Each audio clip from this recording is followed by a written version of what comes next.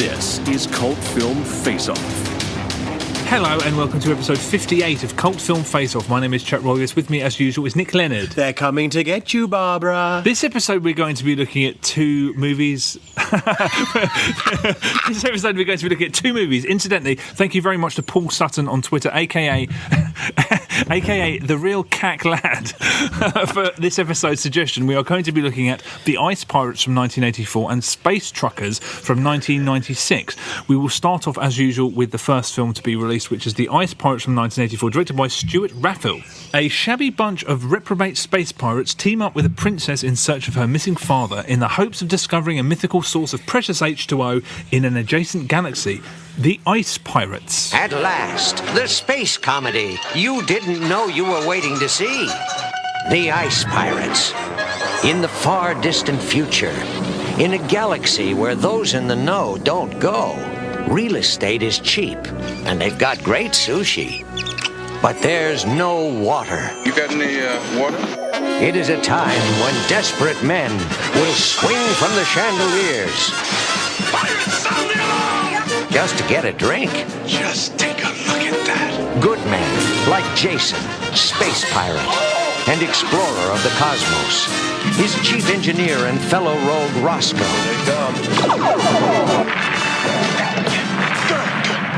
Oh, here, quit that.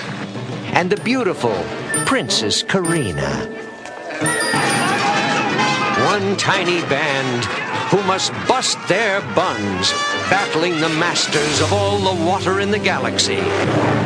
The evil Mithradoids, famous for not being nice. Killing you would be too easy. I have something better in mind.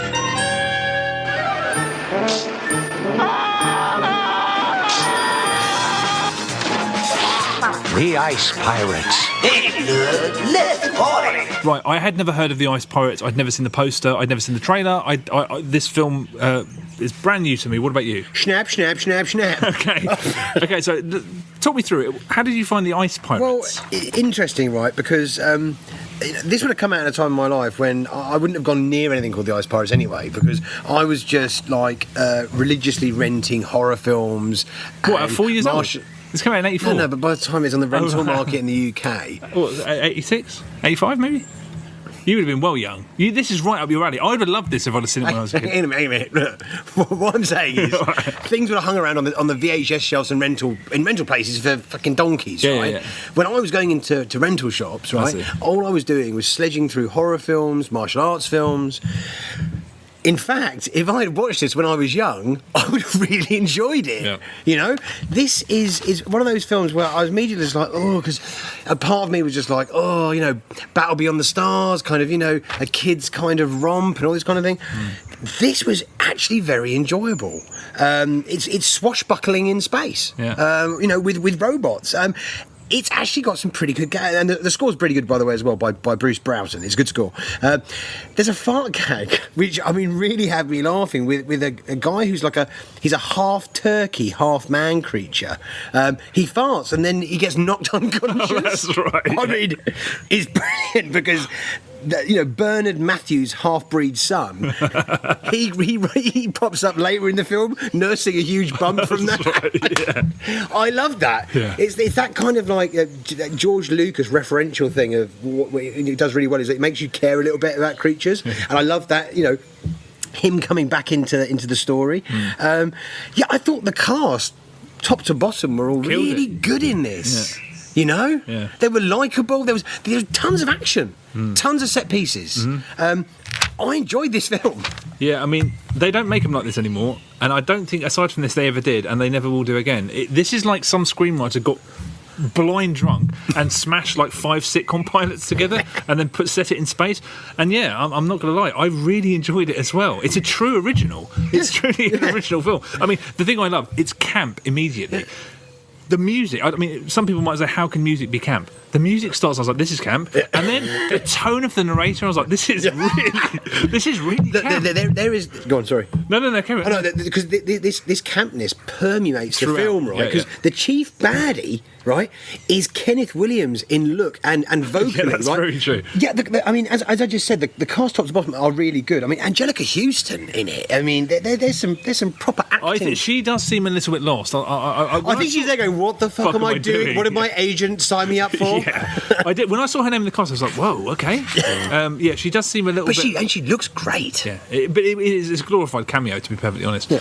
Ron Perlman. I mean, that's a glorified cameo. He doesn't get anything to do apart from lose a hand. I think Ron Perlman must have been born looking like he was 30, because I mean, But also, he's half the size he is now. yeah, that's true. Yeah, But he's an adult. But he's a fully formed adult. But he is tiny. He might in have this. been in his teens when he made this. I mean, he knows. He can't have been. He was. But He's got a beard. No, but he looks. I mean, like a full. Yeah, but I reckon in his teens he looked like he was about 40. Well, probably 40. Yeah. And then you've got. I mean, yeah, it's a good. I mean, also, I mean, fucking hell, man. Robert Ulrich is a really good leading Yeah, man. dude, it's totally He's kind of decent, debonair. He's a bit suave. He's a bit kind of. I mean, very sad that he died really young. I didn't know that. He didn't. Yeah, he died at 55. Oh, yeah. He's great. He's great in this. Bit morose, but maybe cut it out. Shit. Killjoy, who's played by John Matsuak. Have you seen him in anything? Possibly. He's Sloth in the Goonies. Oh yes, I did. Oh yeah, I did. Yeah, I think I read that after I'd seen it. But yeah, Yeah, he's cropped up in previous cult film face-off films. He was in One Crazy Summer as Stain. Yeah, he's one of the huge, big, hulking guys at the beginning. Yeah. He died young, 38. Prescription drugs. why are we listing people that are dead? I really like the sloppiness of this. Apparently, they slashed the budget brutally at the last minute, and it was supposed to be semi-serious. So they said we want it to be a comedy, and we're going to more than half the budget. And I think that's one of those situations where I think the execs made exactly the right choice. This is better for. Well, I mean, who knows? Maybe it was a great sci-fi film initially, but this seems like the way to go with this movie. That's interesting because that probably explains quite a lot. It's a really bizarre film. Yeah. It's a real ramshackle film, but it's a film that's got quite a lot of adult stuff in there that you just randomly. What? Yeah, randomly. What? Yeah. There's some real. I mean, this film actually made me laugh. Yeah, me right. too. Yeah. I'm pretty fucking difficult to make laugh, to be honest, in my cynical old age. Yeah. There's some really good sight gags with the robots. There's a robot where a robot gets pushed over the edge, and the other two they stand to attention like we don't want to get pushed over the edge, and they salute him. That's really fucking good. And there's another nice scene later on where one of the robots plays dead in quite a funny visual way. That's done well. It kind of sort of flips between being really randomly harsh and then being really upbeat and being really adult and being really juvenile. During a chase. There's a joke, like a droid gets run over, and then you see its child going, "Mummy, Mummy." I was like, "Whoa, why is that suddenly just a side gag that's so dark?" And then immediately after that, there is the best moment in the film where they introduce the pimp droid. Oh, dude. Y'all want some titties? That'd be my bad chariot. We should cut the audio into this episode because that scene is 100% dynamite. I was totally not expecting it was dynamite. I rewound it. Hey, Jackson. Hey, Bloods. Y'all want to pump some kitties? Yeah. No. Hey, it's been a long time. Finest kitties on Mithra. No, get the hell out of here. Transportation and exotic cribs be included. Yeah, Bloods. These mamas transport your ass to the Transportation. We take water, gold, credit cards, and high-price drugs. Yeah. I heard that. You got the deal. Let's book, Blood. This be my bad chariot. That'd be my bad chariot. I mean, he's like a robot version of Dolomite. Yeah, right. And then, like, they have a whole sequence where there's an alien species, and then the whole thing is set up so that you can go, ha, one of the guys has got herpes. I was like, what the fuck? Is this a kids' movie? What is this? And then there's random bits of racism that's played for laughs. There's a lot of reference of like, yeah, well, of course I made him black, like it's black robot. Like, yeah, it really is bizarre, but in all the right way, in all the right ways. A bit that made me know is that there is a part of the film where all of the crew are kind of being kind of emasculated and being castrated to become. Oh, that's right. Yeah. Like to be made for sale, and basically what they're being turned into is 118 guys. Huh? The guys from the 118 advert, albinos. No, this is they're not albinos in the 118. No, albino versions of those guys. Yeah, But yeah. Well, yeah, but what I thought they were being turned into were versions of the late 80s high-pitched voice child prodigy James Charles Harris. Oh, right, he's the little guy. Yeah, who's now a woman. Oh, I know. He was on Wogan. I remember. He had an IQ of something ridiculous, and he was an antiques expert. Literally, they're all turned into him. It's so weird that it goes off on that weird tangent. It's like a castration comedy. Yeah. And I'm like, is this a? It's an unbelievably weird film. The only thing I think that's wrong with it is that it never kind of slows down. It sort of starts and it doesn't. It's at a frenetic pace. But it doesn't even stop to lay its stall out and say, "This is what." And then they all start going old towards the end. That made me laugh. I was like, everyone's starting to age progressively. Yeah. That was quite funny. Yeah, and then suddenly it ends. It's kind of like, then you draw a breath. I was just like, well, fuck. I mean, I was completely entertained from beginning to end. I mean, but there's no lulls in it. I mean, initially I was like, "Where's the lull?" I'm waiting for this movie to start because it starts and it's so frenetic and so frantic. And there's a scene where it stops, it slows down.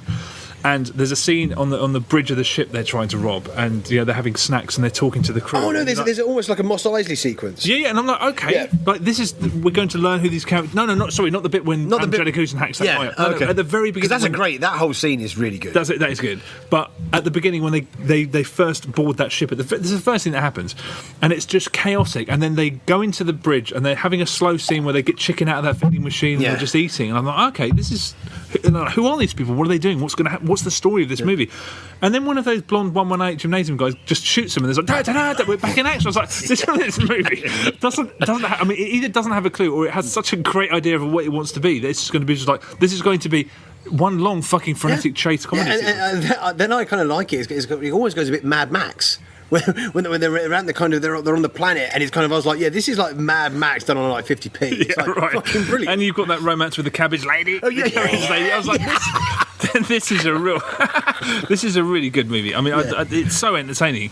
I like the way they just there was a bit where they brought baby donkeys and they just there's baby donkeys. I was like, well, why not just have baby donkeys involved? And then there's those random shots of those meerkats popping their heads up. It's sort of spliced in. And then there's a fight scene. I think it's the Angelica Houston fight scene. It just keeps cutting to the reaction shot of a dog, and I'm like, this, I swear to God, everybody making this one must have been high as fucking point. I think so. Yeah, I mean, and also, but the thing is about this whole thing about it suddenly being harsh and everything. It's like, the female lead, she's very attached to this kind of nanny figure, and then they all start aging. She went, oh no, nanny, and she goes in. It's literally like fucking Norman Bates' mother. Right. She's completely she's gutted, but then you're like, and then we charge on to another sequence. Back to the other. I love those minion junk droids as well. They reminded me of the thumbs from Spy Kids. There's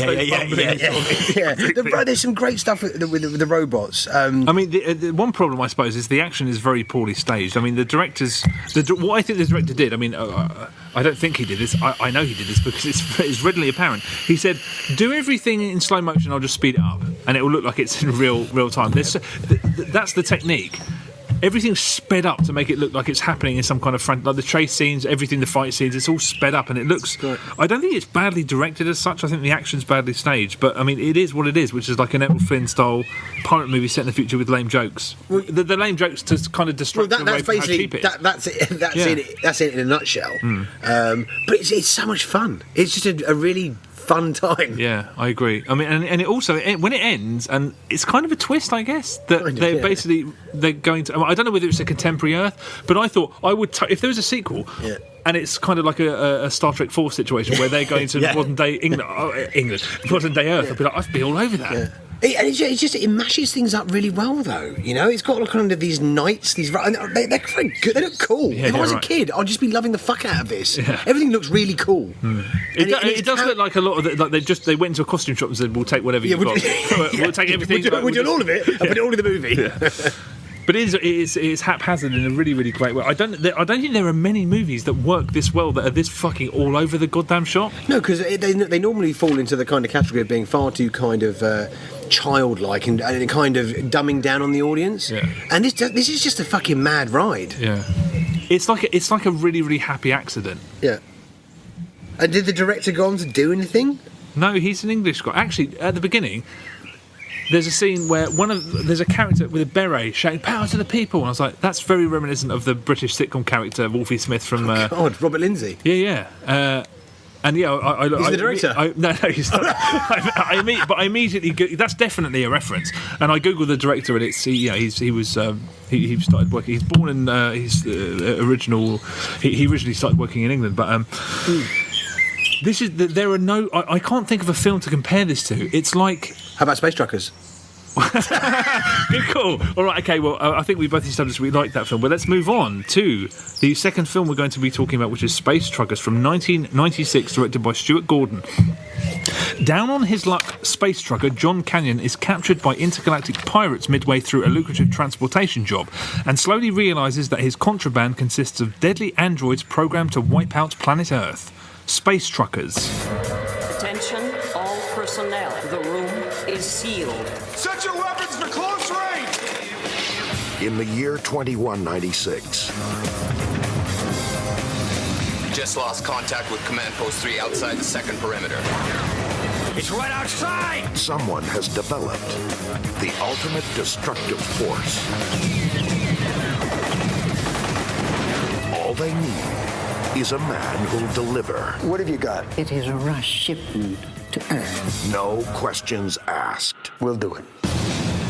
Geez, I've never seen trailers like these before. They look, Creepy. You better power down, Canyon.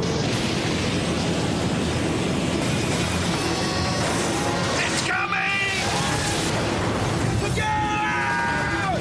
You gotta tell us how to stop these things.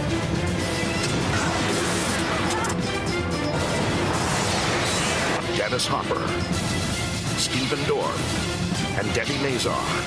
Fire it up!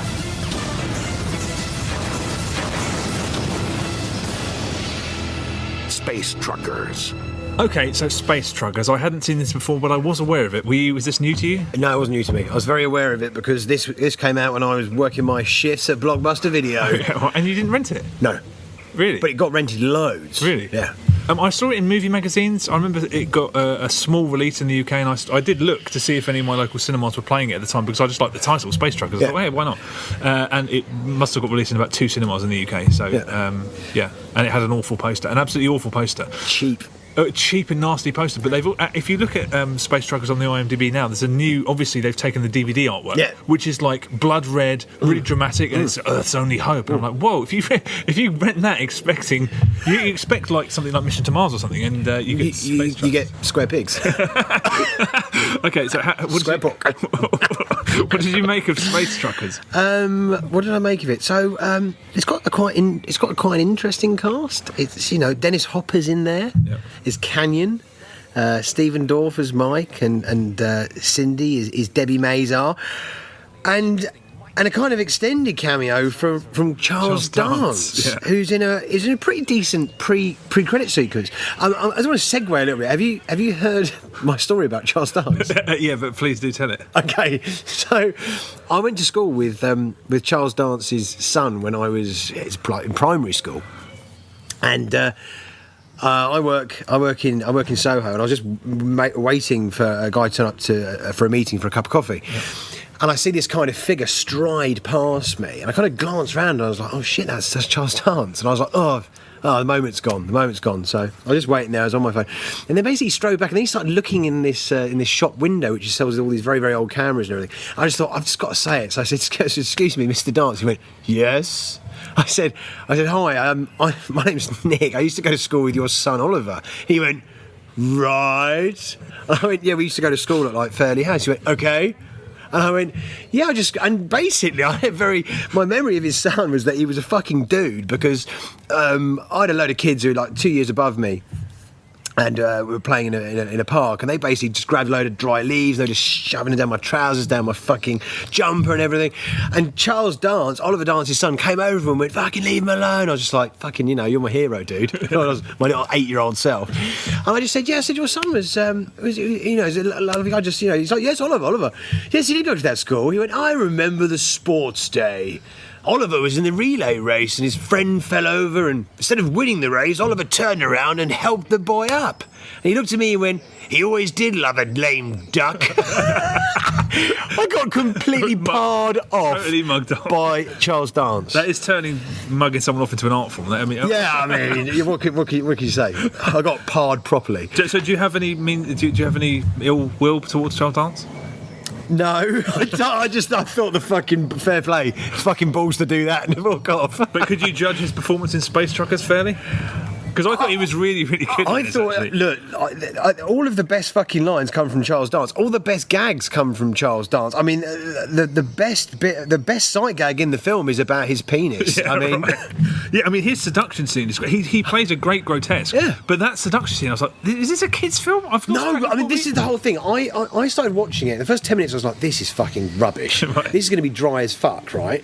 And then it started picking it up. And from the point of Norm from Cheers being sucked out of a very small window in a space bar, I was like, hang on a minute, this is actually going to be all right. And I scanned IMDb and I'm like, oh, fucking hell, this is directed by Stuart Gordon, who did Reanimate. And I'm like, now it all makes sense. Now it's very much tongue-in-cheek, it's very gross-out comedy, loads of body fucking horror. Yeah, it got a lot better. Charles Dance is brilliant. He is really, really good, actually, and that scene is it's really unpleasant, but he plays it beautifully. I did love the really garish look of it. I mean, in the beginning, it looks like a cartoon, and I was like, this is a really pleasing film to look at. This is a movie that I think is very unusual because it doesn't need this budget. It's quite a big budget film, and this would have been 25 million. And it would have been so much better if they made the decision like they did with the Ice Pirates, where they stripped. If an exec came in here and said, we're halving the budget, we need more gags, I think this film would have benefited. It's kind of the flip side of the coin. They've got more money than they know what to do with. And Stuart Gordon's a B-movie maestro. He shouldn't really be... Well, he's not. He shouldn't be. I don't think... He seems... He doesn't... It's not a great fit. But there are scenes that play out very well. I mean, I love the fact, like, these robots are played by these models that kind of move in this kind of... It's all like female, very leggy female models who play those robots. And there's some really good scenes when they are fucking slicing and dicing and attacking the crew and stuff that are done pretty well. Yeah. There's moments, but I just think it's one of those movies where I think it would have flourished if they cut the budget. Weirdly, I think it would have really benefited it. I thought the practical effects were done really well. Yeah, and they were all done by Screaming Mad George, who's done Big Trouble in Little China and Predator. He's fucking great. Especially like there's a moment where there's a woman who Stephen Dorff goes up to and just basically peels back her head to type the code in to go through to another room. Yeah. That's fucking wicked. Yeah, it's really good.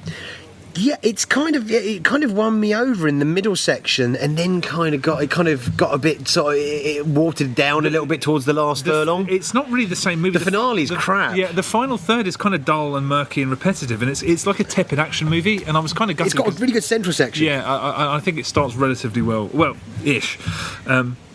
But it's one of those weird things where like they go to the trouble of building that wicked set, the sort of spherical diner. Yeah. And I thought a cheaper movie would have had to reuse it. And I felt kind of bad because like they've got so much money that they're just. Yeah. I mean, I didn't feel it looked lush on screen. Yeah. I mean. It felt a bit Red Dwarfian. It did, but it was also. I think the casting's quite weird. Donald Sutherland. I was going to say no. Dennis Hopper's very, very versatile, and he can do basically anything. But Stephen Dorff and she was bad. She was an annoying screen presence. She was annoying. Every line was annoying. She didn't have sass. She didn't have sex appeal. I think this was like a studio taking a gamble on two. I think both of those. I think Stephen Dorff and Debbie Mazar are actually very good when they're supporting characters. I think they're always very, very solid. They're terrible when they're together. But I don't think they're great as... There's no chemistry. That's true, but I just don't think they can carry a movie like this. I think it was a gamble that I don't think paid off. I think Stephen Dorff has been brilliant when he's like a villain. He's been brilliant in other films. He's not brilliant in this. She's also great when she's like... She's been good in other films as well. I don't think that... Neither of them are good in this film. No, that's true. But I think this is their first attempt to sort of put them centre stage, and I don't think they cut it, to be honest. No, because I just don't think they've got that kind of you almost need like an extroverted character to kind of pull that sort of stuff off in this film that works really well. Dennis Hopper just works well because it's Dennis fucking Hopper. But the characters that work well, Charles Dance, Norm from Cheers, they're kind of like really cartoony. And Stephen Dorff and Debbie Mazar just felt like they were trying to take the material a bit seriously, and they came off as being a bit trite and wooden. Yeah, I don't think they were very good. I mean, Vernon Wells is in it, and he's obviously Bennett. Oh, Vernon Wells is great in everything he does. I mean, Weird Science as the Lord General. I mean, I still haven't seen Weird Science. Mad Max. He's not in Mad Max. Mad Max 2, yeah. Oh, he's in Mad Max 2, is he? Yeah. He's got a chain round his... Oh, I know who he... Yeah, of course. He plays literally the same character in Weird Science. He looks like the same dude. He's a great baddie. But he's just great in everything, right? He's not in it enough. He's underused. Yeah, big time. Yeah, I mean, I thought it was enjoyable for a little while, and then it kind of just fell into repetition. I was like, there's a middle section which was very entertaining. I thought the beginning took a while to get to... Until that sequence came, as I said before, I really enjoyed the sequence with Norm getting sucked out of a very small window in space. And it had a good central section, and as soon as Charles Dance is in there, it's great. And then it dwindles, and then it just kind of drags out that last 10-15 minutes. Yeah, it's drags. Yeah, big time. It could have really benefited from just lobbing off for 20 minutes at the end. Well, I mean, the very, very end, the coda after the extra is really bizarre because they return to... It's a really cheesy ending. Yeah, but it doesn't make any sense, really, because they all go back... I thought it'd be really good and dark. I thought Stuart Gordon was like, kill Hopper. Yeah, right. But they go back and they see Debbie Mazar's mother... And who's an absolute... chirps. Yeah, she's the same age as her and then daughter. Hopper's like... Yeah, and but because... It would have been quite a nice idea if like her mum was going to hook up with Dennis Hopper, but they would never do that. Instead, they had to make sure that she looked as young and hot as Debbie Mazar, and now it's acceptable because it would be beyond the pale if Dennis Hopper... You reckon she's hotter? Definitely. But it was just like, it was beyond the pale that Dennis Hopper would get with someone who looks his own age. Intergalactic MILF. But it's so weird how they have this big discussion about the moral implications of accepting a bribe from the government, and Dennis Hopper's like, don't do it, kid. Yeah. And then Stephen Dorff throws the case of money out of the window. It lands on top of the president who made them the offer, and his car explodes, and then they sail off into the space like happy ever after. It's such a weird It's ending. a really odd ending. And it's not amped up enough to be really funny. Yeah. It just... I don't know. It's just like, what were they... What? But I mean, I wanted to really do a really batshit crazy ending, and it wasn't. It was just a bit of a kind of a... You kind of just raise your eyebrow and go, what the fuck? Yeah, but it was an attempt to be safe. I mean, I think the whole film plays it a little bit too safe. Yeah, because they've got studio breathing down their fucking necks. And it just, like they haven't got the freedom to... It would have been better, cheaper movie, slightly different cast. Yeah. More and then just more creative control of Stuart Gordon. Yeah, I'd much rather have seen that movie. But this isn't terrible. I mean, like... I was preparing myself for something much worse. Because it is it's not really a renowned turkey, but it's not... Well, it kind of is. It's a renowned turkey. Yeah, it is. It's not held in high regard. But I mean, it's way better than I expected. It's just it's one of those movies you watch and you're like, this could have been great. Yeah, and there's moments that play out that are very entertaining. Aside from Charles Dance is brilliant in this. I think he plays such Charles a great, Dance is horribly grotesque. Charles Dance steals every scene that he's in. Mm-hmm. Dennis Hopper's very good in it. I mean, it's more's the pity that Stephen Dorff and Debbie Mazar are just the weak links really in the cast, and they're given a lot of screen time. Yeah, I think this was their big opportunity to prove that they've got what it takes to front a film, and I think I didn't think that worked, but I think both of them have been in very, great other very things. strong. Yeah, I agree. So look, let's get down to it, buppers. Where are we going? Ice Pirates. Space Truckers. I didn't mind Space Truckers, but I really, really enjoyed Ice Pirates. I really liked Ice Pirates and Space Truckers. Yeah, I really enjoyed Ice Pirates. It's the better film in every way, and Space Truckers feels like a bit of a missed opportunity, but it's not without its moments. Yeah. It's there is enjoyment to be had. It's a 2.5-star film. Yeah, totally. I mean, Ice Pirates should have been a catastrophe. That should have been like one of the all-time great follies, but it's too entertaining. Yeah. It's too entertaining. I mean, it's kind of rubbish, but it's also kind of great at the same time. Yeah. I will probably watch this again at some point. Yeah, so do I. So we did have some correspondence on this from Paul Sutton, the real cack lad. Yeah. I spent most of Ice Pirates thinking, what the fuck is going on? Yeah. It's hit and miss the whole way through, but the last 10-15 minutes is sheer comedy genius. It deserves a much bigger cult following. It does. Well, look, I'd agree. Yeah, I'd totally. agree. It does deserve a much bigger cult following. It is hit and miss, but like the hits are so strong. I just there's way more hit than miss. Yeah, I agree with that as well. well. Okay, well, I guess that's it then. Ice Pirates is the winner. Yeah. Thank you very much for listening. We'll be back in a couple of weeks. Check us out on Twitter, Facebook, and all that stuff. Episodes are on YouTube, blah, blah, blah. But yeah, we'll be back in a fortnight. Take it easy. Sure, boys.